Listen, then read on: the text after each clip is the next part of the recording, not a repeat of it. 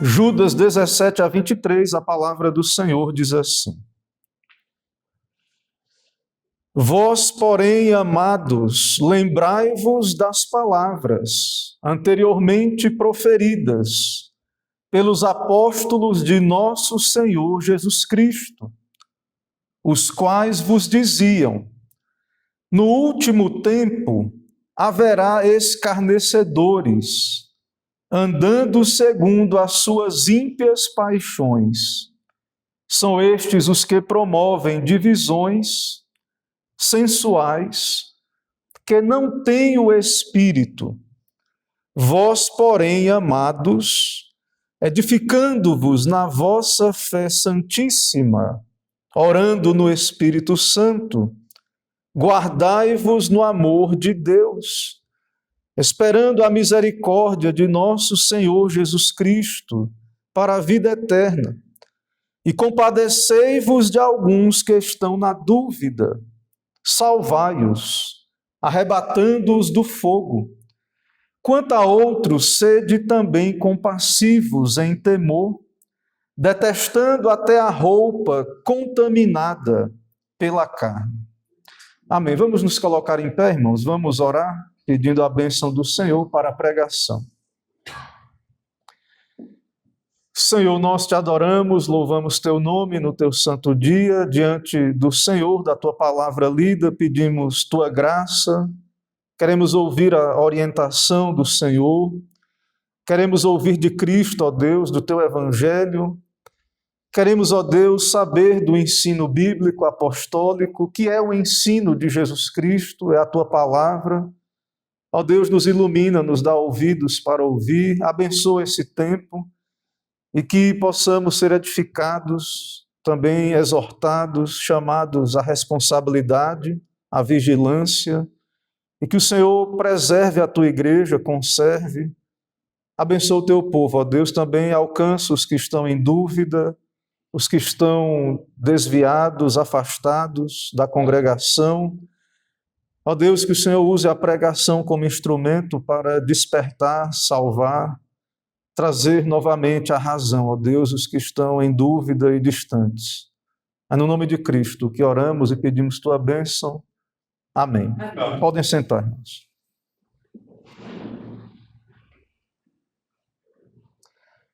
Meus irmãos, nos sermões anteriores foi feito um diagnóstico dos falsos mestres, observamos sintomas externos da sua presença. E nesse sermão, nesta passagem da carta de Judas, do verso 17 a 23, nós veremos um método de reação. Como reagir à presença dos falsos mestres, que é uma realidade. No Antigo Testamento havia os falsos profetas. No Novo Testamento, desde o início da igreja, haviam falsos mestres. Os apóstolos de Cristo já alertaram a igreja dos seus dias, e também apontaram para o fato que isso seria uma realidade. Em todo esse tempo entre a primeira vinda de Cristo e a sua segunda vinda, esse tempo que é chamado nas Escrituras, no Novo Testamento, de últimos dias, ou como está aí no nosso texto, no último tempo, então sempre haverá os sucessores dos falsos profetas, dos falsos mestres, falsos irmãos no meio da igreja. Faz parte do combate da fé, faz parte da vida cristã, de ser um discípulo de Cristo, andar com Cristo, ter que ser alertado, estar atento, alerta a essa realidade. Ou seja, não devemos achar que estamos imunes, nem mesmo a igreja apostólica esteve. Nós precisamos ouvir destas coisas e veremos isso durante o sermão. Desse modo, nós observamos na carta de Judas, dos versos 12 a 13, as características desses falsos mestres. Judas usa várias características para qualificá-los. São descritos como rochas submersas, pastores que a si mesmos se apacentam, nuvens sem água, árvores duplamente mortas, ondas bravias, estrelas errantes. Nós vimos, irmãos, esses termos, e o que eles significam, um perigo invisível, esterilidade espiritual. Vimos também o seu destino, que é as trevas. Judas também apontou para, usando a profecia de Enoque, apontou para a certeza do retorno de Cristo, que virá certamente para julgar as obras destes falsos mestres, e disse mais que esses falsos mestres são murmuradores, descontentes, arrogantes, aduladores por motivos interesseiros. Desse modo, irmãos, um exame diagnóstico foi feito.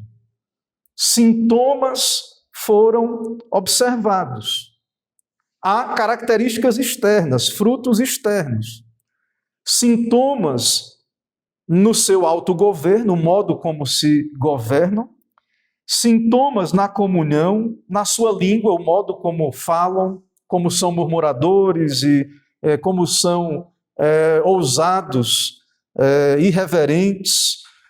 Também divisivos quanto à igreja, causam divisões. Então a igreja precisa estar atenta e sóbria. A igreja precisa estar atenta, que haverão então esses agentes de ameaça, podemos dizer assim, no meio da igreja. Ou seja, é necessário saber desse perigo. O Senhor Jesus quer que saibamos desse perigo. Agora, reconhecer a ameaça não é o suficiente. Saber que há algum perigo não é tudo. É importante saber. Mas como é que a igreja deve reagir? O que é que os apóstolos de Cristo, o que é que o Senhor Jesus Cristo falou pelos seus apóstolos? O que é que a Escritura diz sobre como a igreja deve reagir?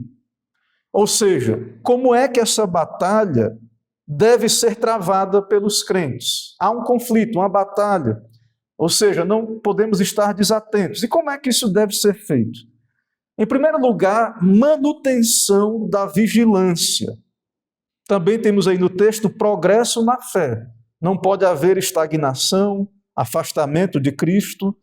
Deve haver progresso na fé, na vida piedosa. Também somos exortados, veremos no texto, preocupação e cuidado com os fracos e desviados. Também a igreja é chamada a isso. Então, temos a denúncia na carta de Judas, do verso 8 a 16, e agora Judas se vira para os crentes, verso 20, e diz: vós amados, e aí vem a exortação para os eleitos, para os crentes, para os fiéis, para aqueles que receberam uma fé que de uma vez por todas foi entregue aos santos e que são chamados a batalhar por essa fé contra os falsos mestres e falsos irmãos. Irmãos, irei caminhar por esse texto a partir do tema tratamento bíblico contra falsos mestres. Em primeiro lugar, veremos como tratamento bíblico para isso, em primeiro lugar, lembrar do ensino apostólico. O que é necessário fazer, irmãos, diante da realidade de que há perigos, há ameaças, não só fora da igreja ou do contexto do ambiente cristão, mas dentro da igreja, como Judas alertou. E o que fazer, então? Em primeiro lugar, lembrar do ensino apostólico. Isso está do verso 17 a 19. Veja que Judas se dirige aos crentes, à igreja, ele diz: vós, porém, amados, lembrai-vos das palavras anteriormente proferidas pelos apóstolos de nosso Senhor Jesus Cristo. Lembre do que os apóstolos disseram. Lembrem da doutrina apostólica. E ele até vai repetir no verso 18, que nos últimos tempos, nos últimos dias, haverão escarnecedores, andando segundo ímpias paixões. São estes que promovem divisões sensuais, que não têm o Espírito. Então, como é que a igreja ela pode permanecer firme, sadia, batalhar pela fé, que de uma vez por todas foi entregue aos santos? Em primeiro lugar, sobriedade. A igreja tem que estar sóbria e ter a memória das informações, do ensino, daquilo que foi transmitido, do ensino apostólico. Isso tem que estar em mente. Um exame foi feito, os sintomas analisados, o diagnóstico feito, e tem que ser mantido em mente a situação, especialmente também o que o próprio Deus, a própria Bíblia diz sobre como devemos nos comportar. É necessário, então, considerar seriamente o que está aqui na Escritura, o que está no nosso texto, e não esquecer disso. E como é que você considera isso e não esquece? Você tem que retornar constantemente ao mesmo ensino. Quando Judas diz aí, irmãos, no nosso texto, lembrai-vos das palavras anteriormente proferidas pelos apóstolos, Judas, então, está dizendo, retorne à Escritura, retorne à Bíblia, à doutrina bíblica, retorne à palavra de Deus. Então, estas coisas já foram dadas, entregues. Está na Escritura. Deus quis que fosse escriturada, para que estivessem acessíveis a nós. Então, o remédio está onde? Para tratar desse problema? Nos escritos apostólicos, que são as Escrituras. Especialmente aqui no caso, Judas se refere ao Novo Testamento, mas toda a Escritura. Tudo isso Deus quis que fosse escriturado, foi fechado no cânon. Agora, isso está aqui, mas o que Judas está dizendo, lembrai-vos, tem que estar na tua mente. Você tem que ser sóbrio, vigilante, guardar isso na sua mente e aplicar constantemente ao seu caso, ao seu tempo, à sua realidade, aos nossos dias. Temos que, como igreja, aplicar ao nosso contexto. Ou seja, qual é o grande problema da igreja sempre na questão dessa ameaça? Falta de memória. Esquecimento é o grande problema, é um mal terrível dentro da igreja. Esquecimento do quê? Daquilo que já está aqui na Escritura, da doutrina apostólica. Irmãos, esquecimento afeta a saúde da igreja. E lembrar aí, principalmente numa época de distrações, é muito difícil, muitas vezes, mas para lembrar tem que haver sobriedade, lembrança. Essas coisas, então, têm que ser fixadas, porque não ter memória, esquecer, deixa a igreja vulnerável aos falsos mestres, ao falso ensino. A igreja que esquece da doutrina apostólica, ela está fora de combate, que Judas escreveu com esse propósito, para que a igreja batalhasse pela fé que de uma vez por todas foi entregue aos santos. Então, a igreja sem memória, sem conhecimento, que não sabe o que é a doutrina apostólica, ela está fora de combate, por esse princípio que Judas expõe na sua carta. Então, Judas se dirige à igreja. Vós, porém, amados, existem os falsos mestres? Existem. Sempre existirão sucessores desses falsos mestres, mas também existem os sucessores dos crentes verdadeiros. Existe uma igreja na terra.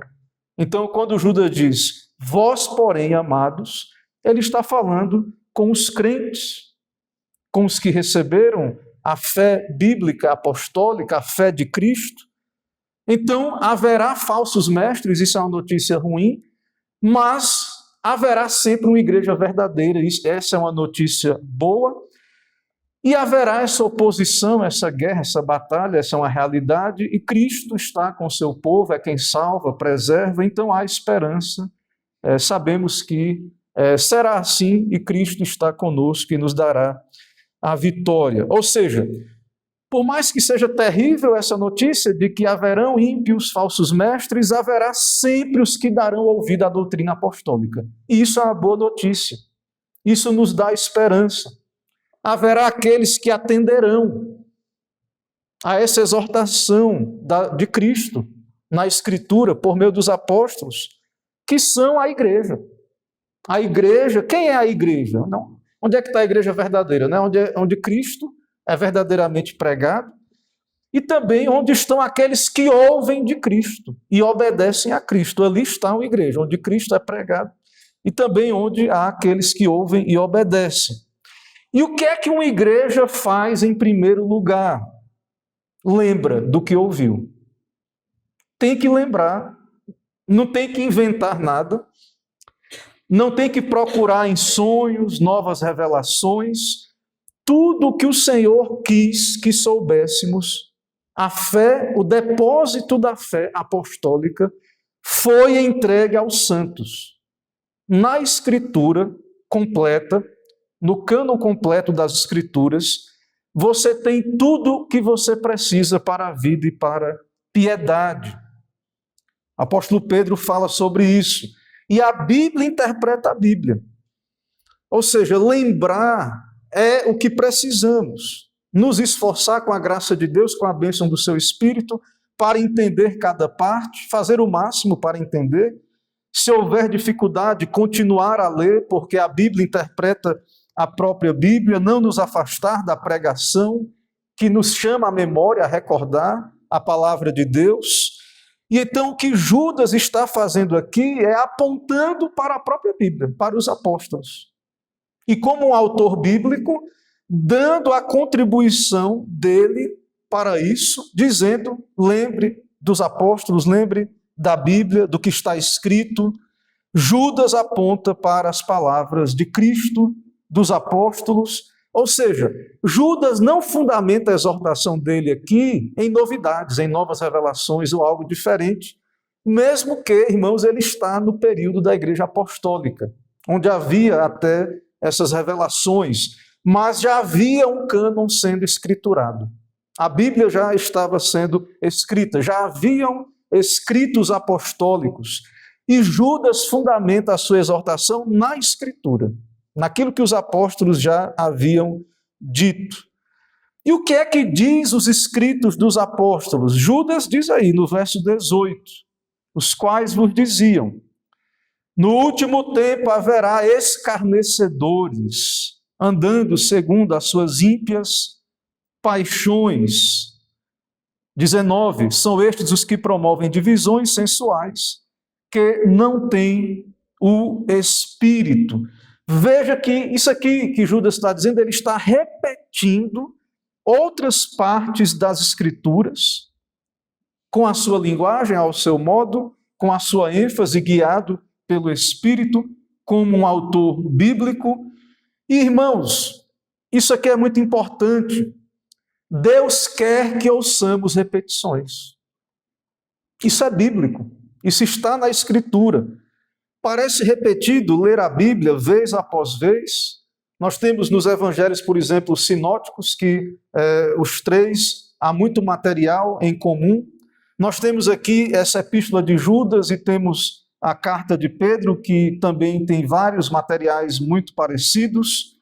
Ou seja, não devemos nos cansar de lembrar, e até porque esse é um método de lembrar, de estar sóbrio, vigilante, voltar ao mesmo ensino vez após vez. Ler a Bíblia vez após vez, ouvir a pregação fiel da Escritura vez após vez, fazer a mesma coisa todo dia, toda semana, anos a fio. Esse é o método de Deus para nos ensinar, para fixarmos essas coisas, para estarmos vigilantes. Veja que Judas, ele não sai descrevendo apologeticamente todos os erros e heresias dos falsos profetas, que já haviam ali gnósticos, outras heresias da igreja do primeiro século. E Judas, ele não sai fazendo um inventário e fazendo uma apologética específica contra cada uma daquelas heresias. Não, Judas diz, lembre do que os apóstolos disseram. Além disso, nem toda heresia é uma heresia aberta. Judas fala na carta que alguns tornavam a graça de Cristo em libertinagem. E também a luta ou a defesa da fé envolve intelecto, guardar o depósito, a doutrina, mas não é algo apenas intelectual. Também há aspectos espirituais e práticos, e veremos aqui no próprio texto, mais à frente. Desse modo, irmãos, não é uma mera disputa filosófica, intelectual, que Judas convoca a igreja. Esse é o método dos ímpios, apenas tratar como algo intelectual, carnal, com ferramentas intelectuais, isso faz parte, mas não é apenas isso, é algo mais no que diz respeito ao Evangelho. Então é necessário lembrar, é necessário discernir estas coisas. A igreja, então, deve batalhar, deve lembrar, voltar à Escritura, trabalhar mesmo consciente dessas ameaças internas dentro da igreja. E Judas, como um autor bíblico contemporâneo dos apóstolos, ele também volta à Escritura e fala de que há um depósito já entregue, uma doutrina já dada. Então é muito importante, irmãos, reconhecermos isso, o valor da autoridade apostólica da Escritura. Cristo, então, fala pela Escritura, por meio do Novo Testamento, do ensino apostólico. Então já havia uma ideia de que essa doutrina estava sendo fixada na Escritura. Nós hoje temos o cânon fechado, ou seja, esse depósito está em nossas mãos. E, como disse Pedro, em 2 Pedro 1,3, veja o que Pedro diz: visto como pelo seu divino poder nos deu tudo o que diz respeito à vida e à piedade, pelo conhecimento daquele que nos chamou por sua glória e virtude. Então, tudo o que você precisa para vencer o mundo, para permanecer firme, para batalhar pela fé que de uma vez por todas foi entregue aos santos, está na Escritura, está na Bíblia. E esse é o trabalho espiritual da igreja, voltar à Bíblia. Não há nada de novo, é perseverar nas mesmas coisas. Muita gente acha que estar numa igreja e domingo após domingo, semana após semana, adorar a Deus, prestar o culto, ouvir pregação expositiva, ouvir a Bíblia, os mesmos textos, as pregações, vez após vez, é não fazer nada. Muita gente acha que é isso. Não valoriza estas coisas, não entende que esse é o trabalho da igreja. É não retirar os olhos do que já foi entregue, do que já foi dado. Então, muitos não estão contentes em permanecer nas mesmas coisas. Acham que perseverar na doutrina dos apóstolos é pouca coisa, ou nada. Ouvir, ler, retornar à doutrina é o grande trabalho da igreja. Isso é um serviço a Deus, irmãos. É assim que a igreja é preservada. Diferente dos que se desviam e dos apóstatas que abandonam, se afastam dessa doutrina ou distorcem. Voltar à mesma Bíblia, a mesma doutrina, é isso, esse é o trabalho. Por exemplo, esse é o trabalho dos pastores. Os pastores, os ministros, os docentes não têm que inventar nada novo. O trabalho da igreja é ministerial, é trazer à memória, confirmar as doutrinas já entregues, já recebidas. Esse é o trabalho pastoral, é isso que Judas está fazendo aqui. Não falamos nenhuma novidade. E essa é a base da autoridade do que fazemos. Não é que falamos em nosso próprio nome ou numa experiência particular. A base da autoridade é bíblico, é apostólico, é de Cristo. Não é a opinião particular do ministro, do pregador. Não é, essa não é a base. Porque a Escritura é suficiente, o ensino apostólico é suficiente. E desse modo, irmãos, é a falta de conhecimento disso, da base bíblica, que expõe a igreja a misticismos, a novas revelações, ao que Judas chamou aí de sonhadores alucinados. Agora, perceba que Judas diz no verso 18, no último tempo haverá escarnecedores. O que é esse último tempo? O que é que significa esse último tempo? Os últimos dias, ou último tempo, conforme Judas expõe aí, é o período entre a primeira vinda de Cristo e a sua segunda vinda. O último dia não é uma coisa futura, pouco antes da volta de Cristo. Não, é o contexto da igreja, é o tempo que a igreja existe desde o seu estabelecimento por Cristo, quando veio.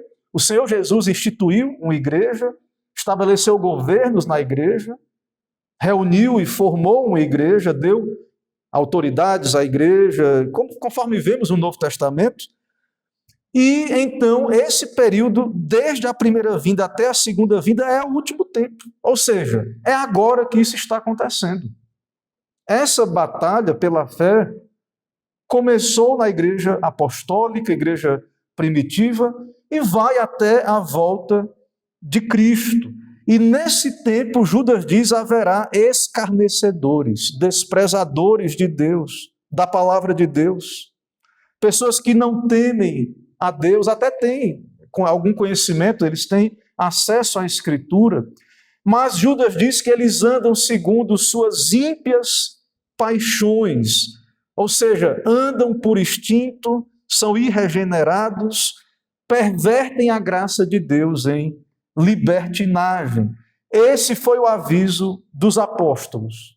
Então, quando Judas nos diz para lembrar das palavras dos apóstolos, o que é que tem que ser lembrado? Haverão falsos mestres. Qual o propósito? Esteja atento, prevenido. Ou seja, que não seja por falta de aviso de Cristo. O Senhor falou, fala, continua a falar.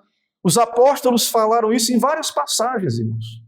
Em 2 Timóteo 3, 1 a 4, Paulo diz, nos últimos dias, no último tempo, e Paulo diz nos últimos dias, sobrevirão tempos trabalhosos, porque os homens serão, e aí tem uma lista que Paulo dá, amantes de si mesmos, avarentos, presunçosos, soberbos, blasfemos, desobedientes, é uma lista, traidores, obstinados, orgulhosos, tendo aparência de piedade, mas negando a eficácia dela, destes afasta-te. Paulo já alertou. Também em 2 Pedro, veja que Judas praticamente repete o que Pedro havia dito ali na segunda carta. Em 2 Pedro 3,3, Pedro diz, sabendo primeiro isto, que nos últimos dias virão escarnecedores, andando às suas próprias concupiscências. Aí veja que Pedro diz algo aqui que Judas não diz. E dizendo, onde está a promessa da sua vinda? Porque desde que os pais dormiram, todas as coisas permanecem como desde o princípio da criação. Veja o modo como Pedro descreve os escarnecedores. Está demorando a volta de Cristo. Onde está a promessa? Nada mudou desde que isso foi pregado, anunciado. Jesus não voltou ainda e tudo continua na mesma e eles zombam da promessa. Veja que não há temor, são pessoas de fato irracionais, guiadas por seus instintos, concupiscências, não temem a Cristo, porque de fato a vinda de Cristo é algo terrível para o ímpio e eles deveriam temer grandemente. E então no verso 19 temos aí um resumo, 3 marcas dos falsos mestres. Promovem divisões sensuais, não têm o Espírito. Então, esse é mais uma vez sintomas que Judas dá, ele resume, promovem divisões, não falam da parte de Deus e promovem facções na igreja. Há divisões, irmãos, pela verdade, divisões necessárias na história da igreja, em favor da doutrina bíblica, apostólica. Às vezes foi necessário que os fiéis se separassem para a glória de Deus, por amor ao Evangelho, mas grupos que surgem e são estabelecidos sobre o fundamento da divisão e sem base na verdade, não por causa de Cristo ou na verdade, de fato é um sinal de alerta muito grande. Precisamos estar atentos, porque Judas descreve que é característica dos falsos mestres divisão em prol deles mesmos, da sua agenda, dos seus interesses, porque são sensuais, são carnais, não têm o Espírito.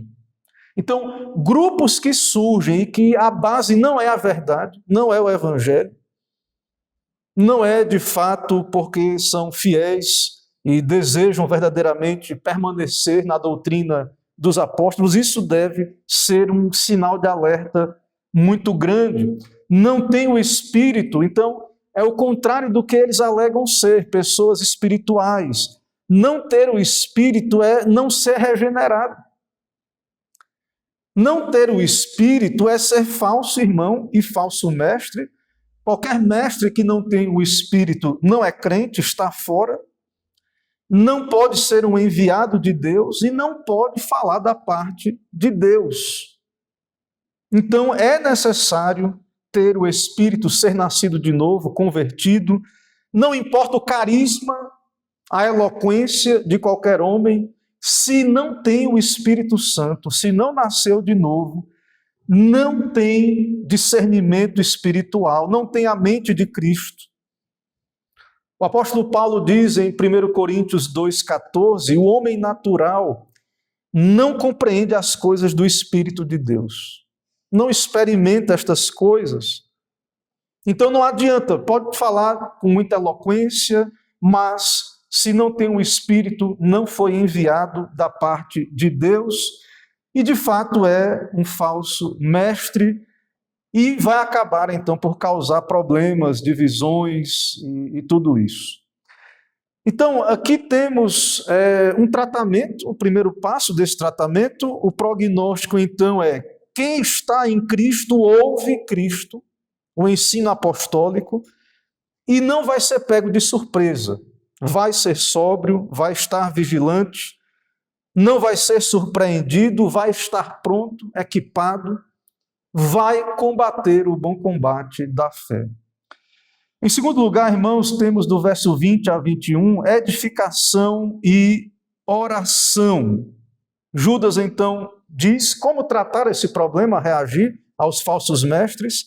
E Judas diz: vós, porém, amados, edificando-vos na vossa fé santíssima, orando no Espírito Santo, guardai-vos no amor de Deus, esperando a misericórdia de nosso Senhor Jesus Cristo, para a vida eterna.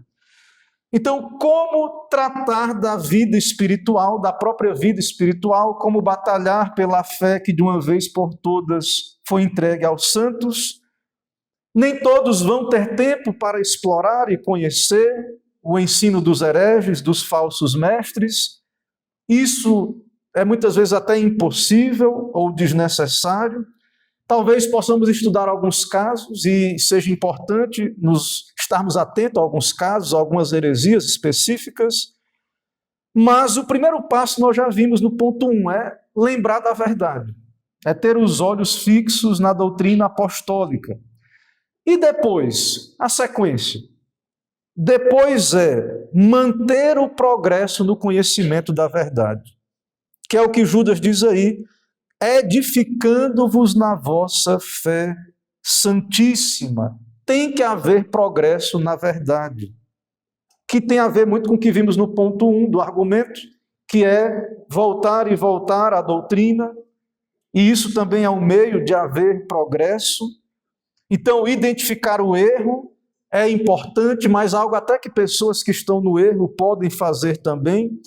É necessário progredir no conhecimento, na piedade, batalhar por essa fé que nos foi entregue. A igreja precisa edificar-se na fé santíssima, orar no Espírito, guardar-se no amor de Deus. E o que é que significa edificar na fé santíssima? Irmãos, o fundamento foi lançado. O fundamento não pode ser mudado, não pode ser outro, é Cristo. É a doutrina de Cristo, o ensino apostólico. Não pode ser alterado, acrescentado ou diminuído. Mas o fundamento foi lançado. O prédio tem que ser erguido. A igreja tem que ser edificada. Vós, amados, edificando-vos na vossa fé santíssima. Ou seja, sobre o fundamento da fé apostólica, a igreja tem que progredir todo o tempo em edificação, em santificação. Os crentes precisam progredir sempre. Não pode haver estagnação, fadiga nesse cansaço, nessa prática da piedade. Ou seja, essa fé foi entregue, esse depósito de fé, essa fé de Cristo, e é necessário, então, um trabalho espiritual da igreja de edificação. Não é meramente construir prédios, às vezes é necessário a igreja se dedicar e ter um lugar de culto, mas aqui Judas está falando de edificação espiritual. Judas está falando de perseverança na doutrina dos apóstolos, sob qualquer circunstância. Em qualquer tempo, irmãos, tempos difíceis, que são os últimos dias, são tempos difíceis. Em todo tempo a igreja precisa progredir. Ou seja, a dedicação dos crentes da igreja, o trabalho da igreja, em primeiro lugar, deve estar em tudo que promove a sã doutrina em si mesmos e no mundo. Embora a fé dos eleitos não é algo meramente intelectual, sim, há um conteúdo, uma doutrina, uma verdade, e que a igreja precisa se dedicar, lembrar, voltar à doutrina dos apóstolos. A tradição fiel, bíblica, apostólica, precisa ser conhecida, lembrada, experimentada, praticada. E aí Judas diz, orando no Espírito Santo. Dedicação à oração, que é o culto particular, é base da vida espiritual, é um serviço agradável a Deus, uma vida de oração. Oração particular, familiar e pública são importantíssimas. Somente a igreja, os santos, os que têm o Espírito Santo, podem orar de maneira agradável a Deus. Precisamos do Espírito para orar e o Espírito nos auxilia nas nossas orações, e a igreja é edificada e fortalecida por meio da oração. Igreja firme e saudável tem o fundamento e permanece no fundamento apostólico e também na oração e persevera nessa batalha espiritual. Guardai-vos no amor de Deus, permanecer no que depender de nós da responsabilidade humana, próximos a Deus. Quem preserva os santos é Deus, mas há uma responsabilidade. Há muitos que deliberadamente se afastam da congregação de Cristo, dos meios de graça. Então, de fato, irmãos, Judas diz aí, guardai-vos no amor de Deus. Ele chama os crentes, a congregação, à responsabilidade. Permaneçam dentro da esfera do amor de Deus. E como é que alguns se afastam deste amor de Deus? Vida em pecado, diminuir os padrões de Deus, buscar subverter, é se afastar de Deus, é se afastar do amor de Deus. Ou seja, é necessário cuidar do coração, é necessário ter cuidado para não haver desvios desde o coração para uma prática negligente, a prática dos falsos mestres. E Judas diz ainda nesse ponto, esperando a misericórdia para a vida eterna, ou seja, ter uma perspectiva escatológica. Há uma luta, há ameaça, há um combate, mas Cristo virá e finalmente nós estaremos seguros e salvos com Cristo.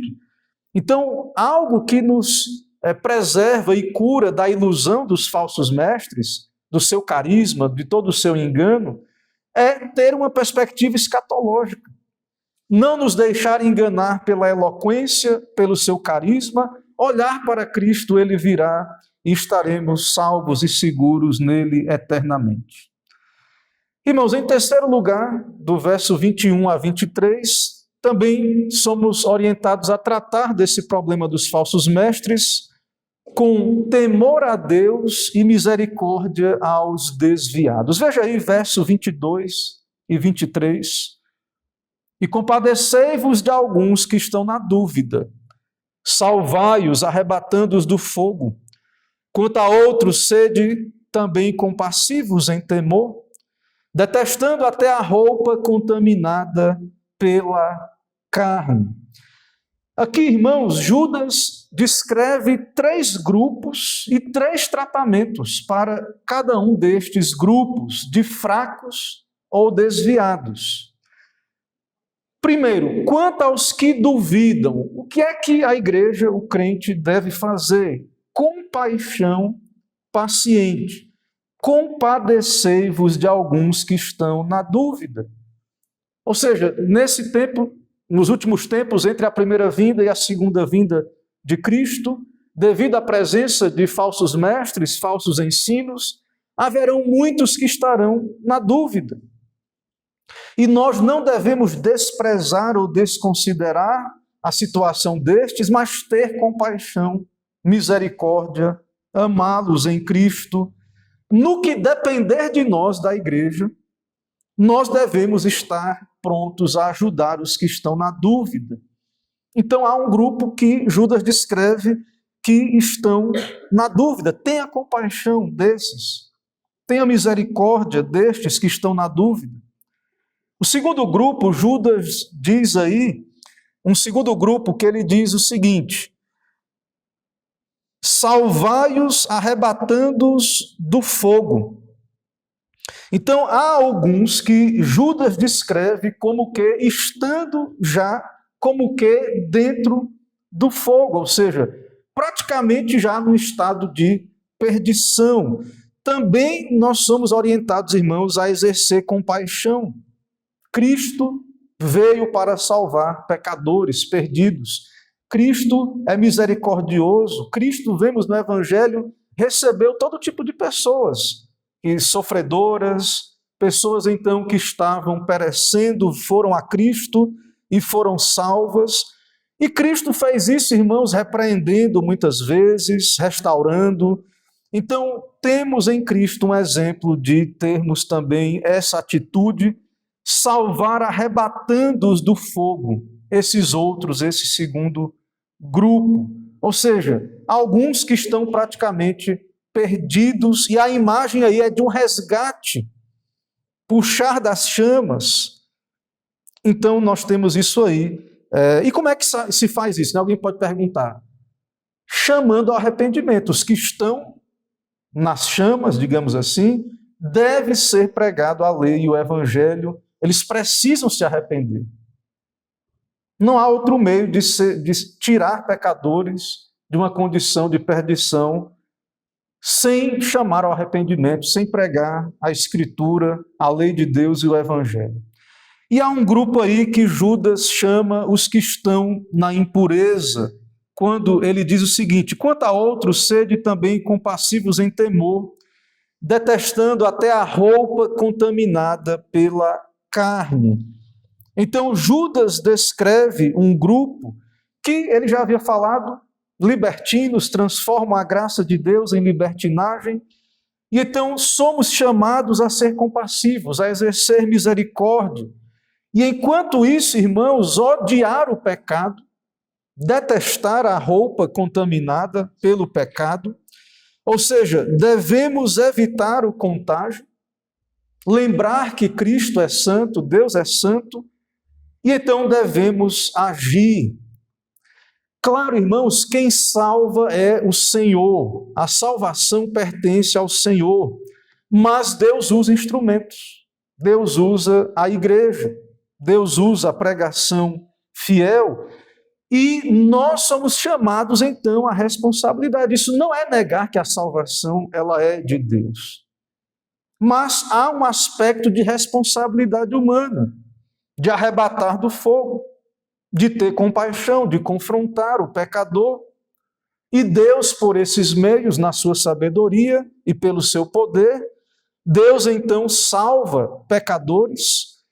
Cabe a nós discernir a condição destes fracos, desviados, e cabe a nós também, irmãos, vemos aqui no texto, na Bíblia, saber como agir, abordar cada caso, ministrar com a graça de Deus, ter um papel ministerial para estes fracos e desviados, como curas de alma, como aqueles que são instrumentos de Deus, e Calvino diz, muitas vezes combinando firmeza e ternura ministerial, ou seja, temos que ser firmes, temos que ser verdadeiros, mas também falar a verdade em amor, manifestar compaixão, misericórdia pelos que estão desviados, pelos que estão aí quase que no fogo aí, a se perder.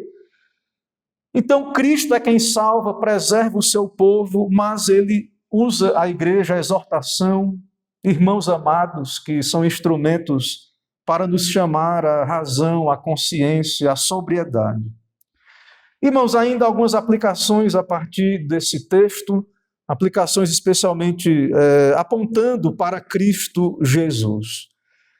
Percebe, irmãos, que Cristo é o centro do ensino apostólico. Quando se fala lembrar das palavras dos apóstolos de nosso Senhor Jesus Cristo, veja, lembrar das palavras dos apóstolos de nosso Senhor Jesus Cristo. A autoridade dos apóstolos é que eles falaram em nome de Cristo, o Senhor. Cristo é o Senhor. Então, a autoridade do ensino é que é palavra de Cristo. E Cristo, através dos seus apóstolos, nos deu um depósito de fé. Ou seja, os apóstolos não falam por si mesmos, mas os apóstolos foram enviados de Cristo. E por isso tem toda a autoridade. Jesus diz: toda a autoridade me foi dada no céu e na terra. E então Cristo deu a sua palavra aos seus apóstolos. Ou seja, quando falamos de ensino apostólico, tradição apostólica, voltar ao ensino apostólico, a doutrina dos apóstolos, é submeter a Cristo. Então foi Cristo quem falou: haverá falsos profetas, escarnecedores. Cristo é que está dizendo isso, temos que estar atentos. Cristo é o antídoto contra os escarnecedores, os falsos mestres. Conhecer a Cristo, experimentar a Cristo, é que vai te guardar dos que negam a Cristo, os que pervertem a graça de Cristo em libertinagem. Desse modo, irmãos, recordar dos apóstolos é reafirmar Cristo, o único Rei e Senhor. Cristo exige santidade, exige uma vida piedosa. Ou seja, a memória apostólica é a memória de Cristo, é voltar para Cristo, o cabeça da igreja. E Cristo, então, é quem preserva a sua igreja. E Cristo também, o ensino de Cristo, ele jamais vai promover divisões. O ensino apostólico visa a unidade. Às vezes a igreja tem que se dividir por causa da fidelidade. Aconteceu na história da igreja várias vezes. Mas não é, irmãos, o ensino de Cristo que divide. Há um só corpo, um só Espírito, um só Senhor. A doutrina de Cristo visa a maturidade, a unidade da igreja. Os falsos mestres é que são descritos como divisivos. Cristo nos uniu pela sua cruz, nos reconciliou, então devemos estar atentos a isso, como uma marca muito perigosa, um alerta muito grande. Qualquer ensino ou prática divisiva que torna a palavra de Cristo ocasião para libertinagem, ou qualquer tipo de contradição entre a doutrina e uma experiência de Cristo fiel. Ou seja, nós devemos ser fiéis a Cristo e, de fato, essa doutrina de Cristo vai trazer grande unidade para a igreja. E quem permanece com Cristo não vai ser surpreendido por falsos mestres. Cristo é a luz do mundo. Vencerá os falsos mestres, Cristo nos preservará de todo tropeço, de apostasia. E claro, irmãos, se o Senhor nos der graça a cada um de nós, nas nossas vocações, podemos conhecer, estudar as doutrinas dos falsos mestres, mas voltando à Escritura, lendo a Escritura, ouvindo a pregação, lembrando de Cristo, dos apóstolos, certamente estaremos seguros. Não precisaremos, tecnicamente, de nada a mais. Por esses meios simples, comuns de graça, o Senhor pode e Ele vai, por sua bondade, nos preservar para a vida eterna. E como disse, cada um de nós nas nossas vocações, se Deus quer assim para cada um, podemos nos dedicar a conhecer mais de seitas ou heresias. Mas, irmãos, o que temos aqui é fundamental e também cremos suficiente. O que temos na Escritura é suficiente para nos dar saúde e vida, para que, depois de todas as lutas e dificuldades dessa terra, estejamos seguros no reino de Cristo. Então, estejamos tranquilos nesse sentido, de que a presença dos falsos mestres é terrível, mas de fato temos segurança e vida em Cristo e podemos e vamos vencer com a sua graça. Que o Senhor nos abençoe, irmãos, aplique sua palavra aos nossos corações. Amém. Meus irmãos, vamos nos colocar em pé, vamos orar.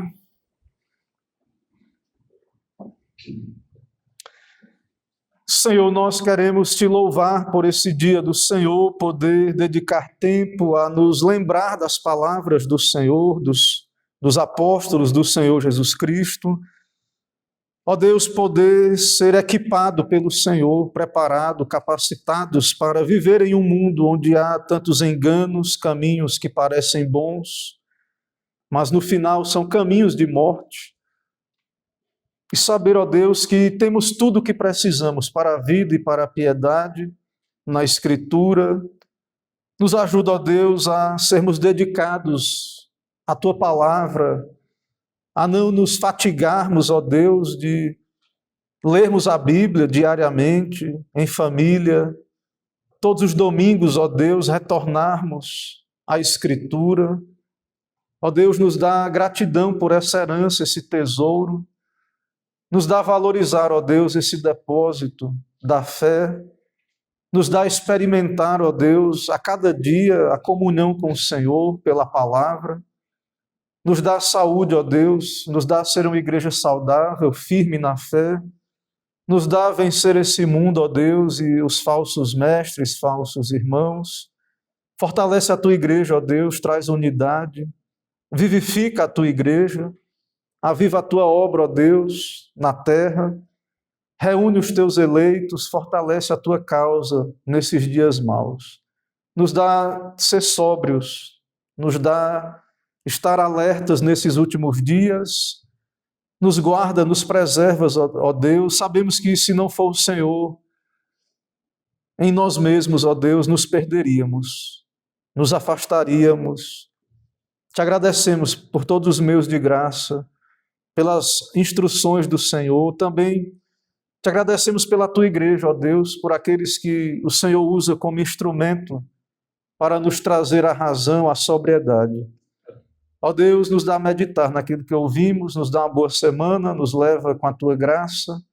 Se o Senhor não voltar durante essa semana, nos dá voltar à Tua casa para Te adorar publicamente e poder ouvir mais uma vez o Teu ensino, a Tua doutrina. É o que pedimos e oramos no nome de Jesus. Amém.